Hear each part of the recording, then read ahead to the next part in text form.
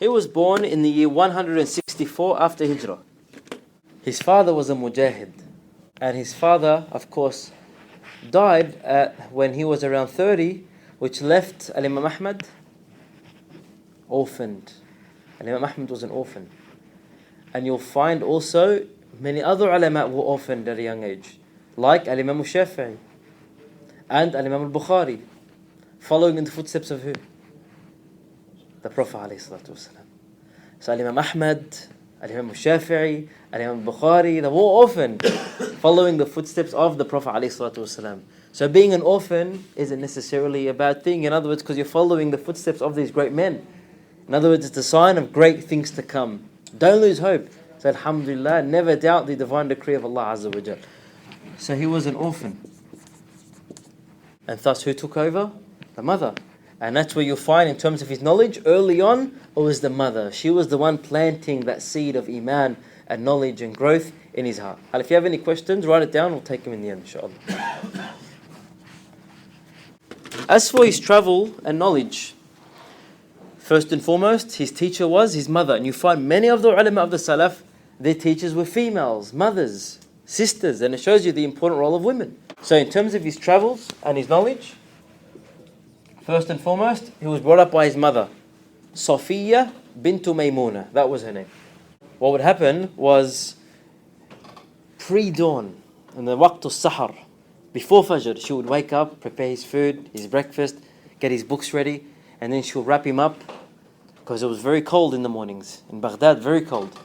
And she would take him to the masjid, so he can pray in Jama'ah, and she'll wait outside, and after the prayer go home. No, she'll wait until shuruq, so he can sit there at the feet of the scholars gaining knowledge. The mother. She was the one that planted those seeds. And we're going to see also, he did the same.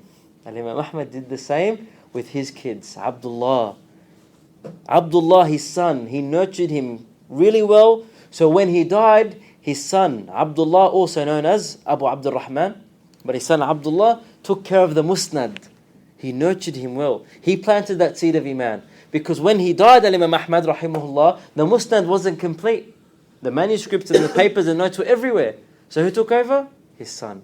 What an investment, to invest in your kids. Not let's give da'wah to the world and neglect the home. Let's give da'wah to everyone else and neglect the family and neglect your kids. Sometimes you find a person in da'wah, he's a shaykh or a strong student of knowledge, whatever the case may be, or he's a volunteer at many events, yet his family's neglected, the wife's neglected, or the kids are neglected. What da'wah is this? It's like having a dentist with bad teeth or a plumber with bad plumbing.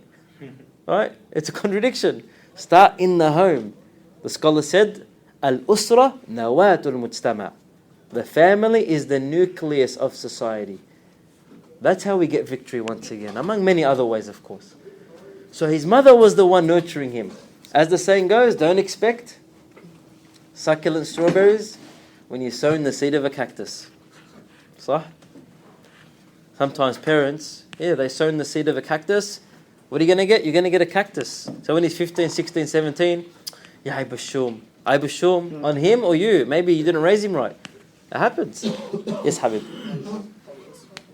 Al-Usra nawatul mujtama. The family is the nucleus of society. So Al-Imam Ahmad, his knowledge started at home with his mother. She would take him to the masjid every single morning. However, he began his serious study of a hadith at the tender age of 15. 15, that's when he was serious. So he was doing everything before then, but 15, he began serious. Some people get serious, never. So, when he was 15, that's when he started to travel. Khalas, he's a man now. He went to Al-Basra, Al-Kufa, Al-Yaman, and Al-Hijaz. And he returned to Baghdad, his home city, after approximately 11 years. So after 11 years of traveling, he returned home.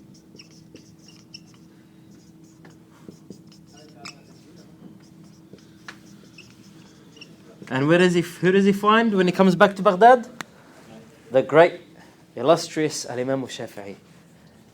And thus he becomes his student. So Al-Imam Ahmad studies under Al-Shafi'i. These were all great men and students of each other, my dear brothers. You find today people that they have this hizbiyya mentality where they basically say, you know, if you're not on my way, you're on dalala. This is the haqq, bro, and no other way is acceptable. And they follow a particular madhab, and they think every other madhab is wrong, but little do they know, their own imam of that madhab was more tolerant than them. The own imam. You find the students, due to the lack of knowledge, not even knowing the basic biography. This is a very basic seerah, by the way. I'm not giving you everything. But very basic things I don't even know, that Al-Imam Ahmad studied under Al-Imam Shafi'i. And his son, who would always say, I used to hear my father making dua for Al-Imam Shafi'i. Always, always, always. In other words, make dua for your teachers, for your mashayikh. These are people who teach you. They help you, inshallah, try to get to Jannah. His son said, I heard my father constantly make dua for a Shafi'i. He says, why are you making so much dua for him? He says, you see the relationship and the importance of the son to this world? He says, yeah. Well, he said, he is the son to this deen. In other words, after the Sahaba, in our time now, Al-Imam Shafi'i is like the son to this deen. Just like you have the importance of the sun to the world. Without it, basically, everyone's dead. And that's why it was called Shamsuddin. Literally. You know, because the sun is a source of light, it's a source of guidance. So Al-Imam Shafi'i was that. He was a source of light and guidance for this ummah. So he studied al-fiqh and usul al-fiqh under his Shaykh Al-Imam Shafi'i. And he continued teaching up until 214 after Hijrah. And this is when a storm of persecution erupted against the scholars of hadith, against Ahlul Hadith throughout the Abbasid Empire. Why? Because the Khalifa at the time accepted the Mu'tazila Aqidah. And this is of course a deviant Aqidah we don't accept. So the Khalifa now, this is in terms of the new subcategory, tests, the tests he faced. The Khalifa at the time accepted the Mu'tazila creed. 214 after Hijrah, as we said, a storm of persecution erupted. And among the things that they used to believe and claim was that the Quran is created. Ahsant. Is the Quran created? Of course not. Because the Quran is Allah's words, kalam. And Allah is not created, so the Quran can't be created. So therefore, they refused to yield. They refused to submit to this deviant way. And among them, Al-Imam Ahmad. So in the beginning, this Khalifa, when most scholars refused to join him, he first threatened them. When they didn't obey, he persecuted and tortured them. Many, like Al-Imam Ahmad, were persecuted and tortured. He was thrown in prison. 18 months in jail.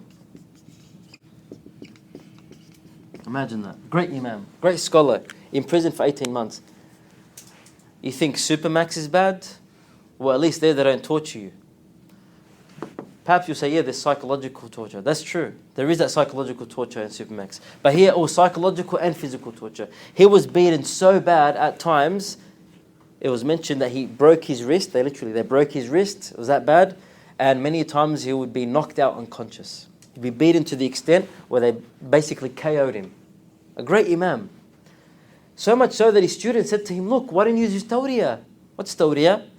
When you say something, it's not a lie, but you give the intent to the person asking that as though you intend something else. This is called tawriyah.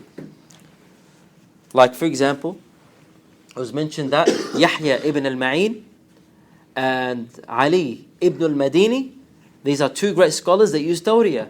An example would be, for example, they were told to say that the Quran is created. So they will hold the Quran up, they'll say, it is created. Meaning, the paper. Yeah, this mushaf, literally. The cover is created, but not the Quran. That's called tawriyah. So his students asked him, why didn't you use tawriyah? Just like Yahya ibn al-Ma'in and Ali ibn al-Madini did. He said, no, I'll tell you why. Go to such and such place and tell me what you see. His student goes, what does he find? Al-Imam Ahmad's students with pen and paper, waiting to see what fatwa he's going to give, what he's going to say, so they can record it in the pages of history. He says, that's why I refused to yield. Refused to give in. And thus he earned the nickname of Imam Ahlus-Sunnah. Imam Ahlus-Sunnah is Al-Imam Ahmad. So aka Imam Ahlus-Sunnah. And look at him today. We mention him by literally singing his praises and making dua for him, rahimahullah, Even the other great scholars in his time lived as well. Literally, they were great scholars in his time, perhaps maybe even more knowledgeable. But ikhlas, sincerity, a pure sincere intention, a tawakkul ala Allah, that's what raises your ranks also. Not just knowledge, but it's applying that knowledge. It's applying the knowledge.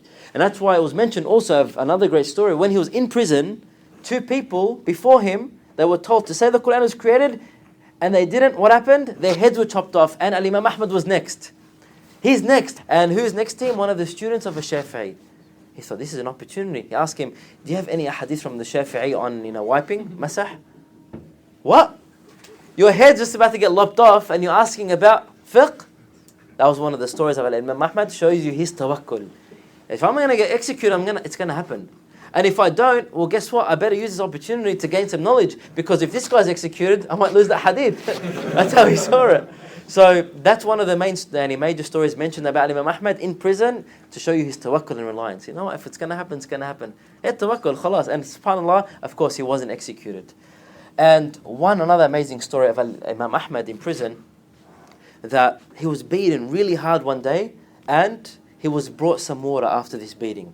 He was given water, he refused to drink. He says, I don't want to break my fast. SubhanAllah. He's fasting, he's in prison, and he's getting beaten. He says, I don't want to break my fast. Look at these men, my brothers. That's why Allah preserved their legacy behind. You find us, Allahul Musta'an. This is an authentic narration that's been mentioned about Al-Imam Ahmad. And he lived approximately 8 years after this big test. And this test, by the way, of the claim that the Quran was created, what was it called? It was called Al-Mihna. Al-Mihna, the great test, literally. The Mihna of Imam Ahmad, and it was such a test that actually is extended into the time of Al-Imam al-Bukhari. So he was also subjected to, such claims and insults, and of course false rumors spread about Al-Bukhari, which we're going to take also. So after the Mihna, he lived for about 8 years, and most of his period and time was devoted to teaching, while others were spent to just basically staying in the masjid, salah, dhikrullah, ila akhirih. As for his lifestyle, now new subheading, his lifestyle, it was mentioned that he hated luxury. He lived a very simple and austere way of life. Very austere, very simple. It was mentioned that he boycotted his sons just because they took a payment from the Khalifa. That's how much he hated luxury and lifestyle. Once Ahmad al-Warraq, he said, I came to Al-Imam Ahmad and I complained about poverty. So Al-Imam Ahmad took 4 silver coins, put them in my hand. He said, this is all I got. Imam Ahmad. He only had 4 silver coins at one stage to his name, and he gave it to Ahmad al-Warraq. Who was Ahmad al-Warraq? He was one of the contemporaries of Al-Imam Ahmad. Another great scholar. So how would he live? Basically, he would live off his father's farm estate. His father left behind a farm estate, and he would live off that land, basically, from the fruits and so forth.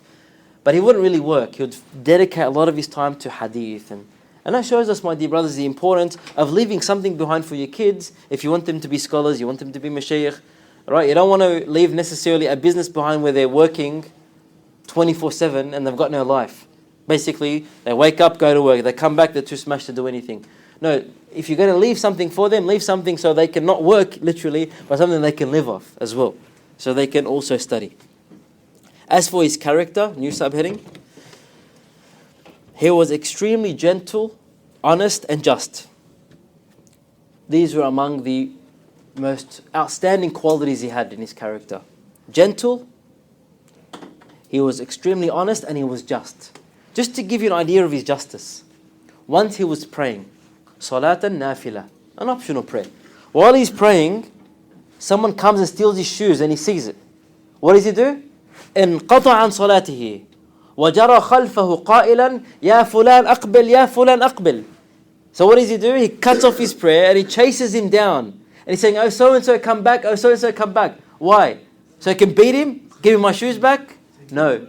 He said, أهديت لك الحذاء أهديت لك الحذاء فقل قبلت قل قبلت.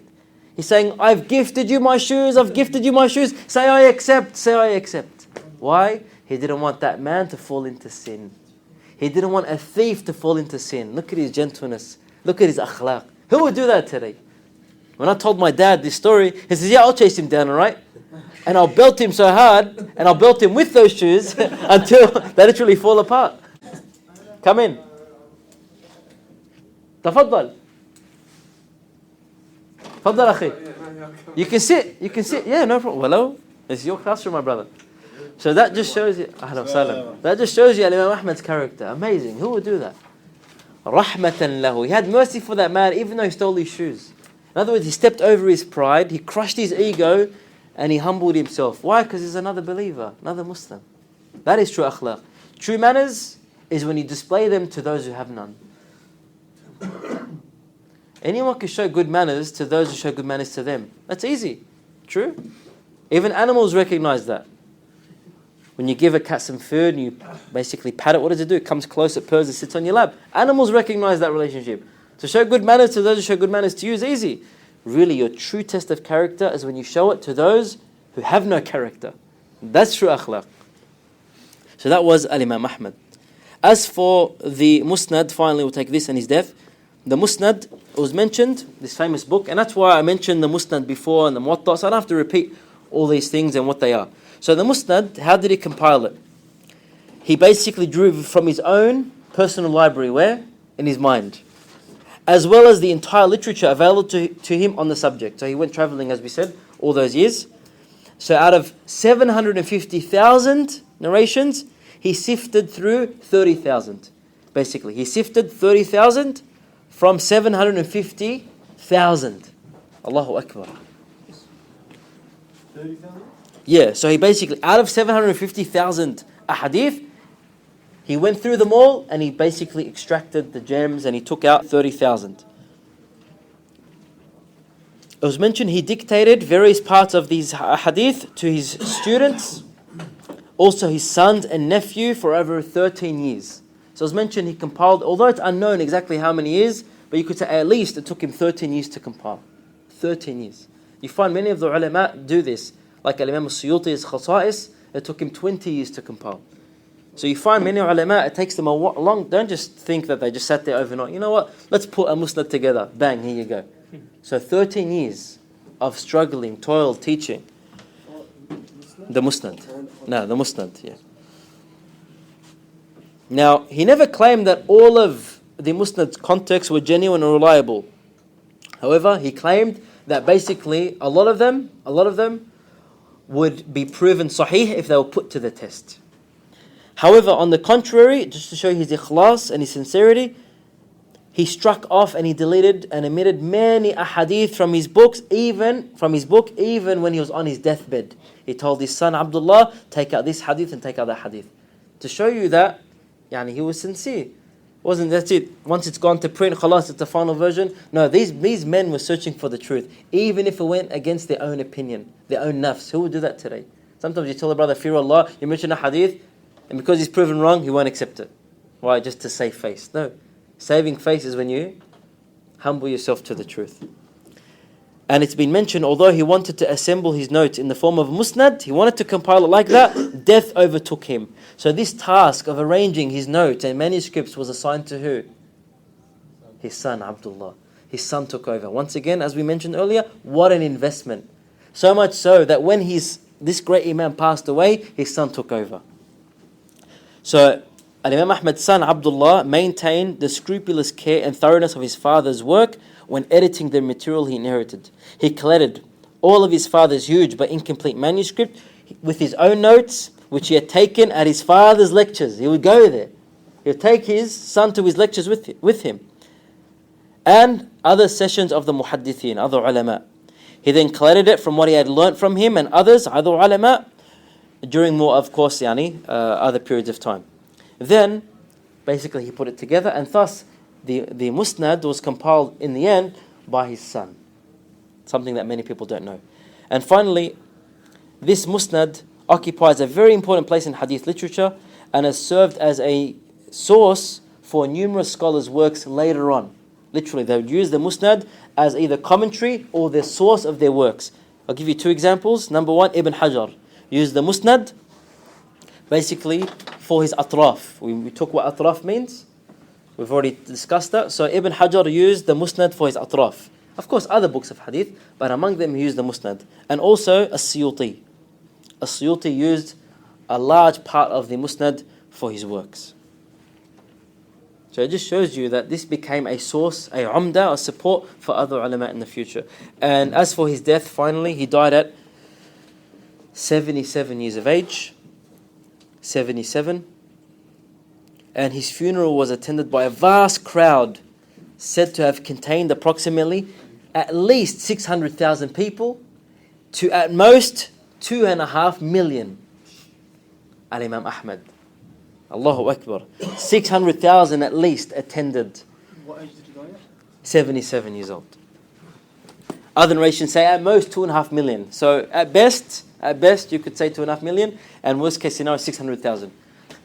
Just go try getting 6,000 at your funeral. He had 600,000. Showing how Allah Azza wa Jal honors you in this world before the hereafter. It was mentioned this was an event like of which must have rarely been witnessed anywhere in the world at that time. Jazakumullahu khairan, my dear brothers, for your attentive listening. Subhanakallahumma wa bihamdik. Nashhadu an la ilaha illa anta. Nastaghfiruka wa natubu ilayk.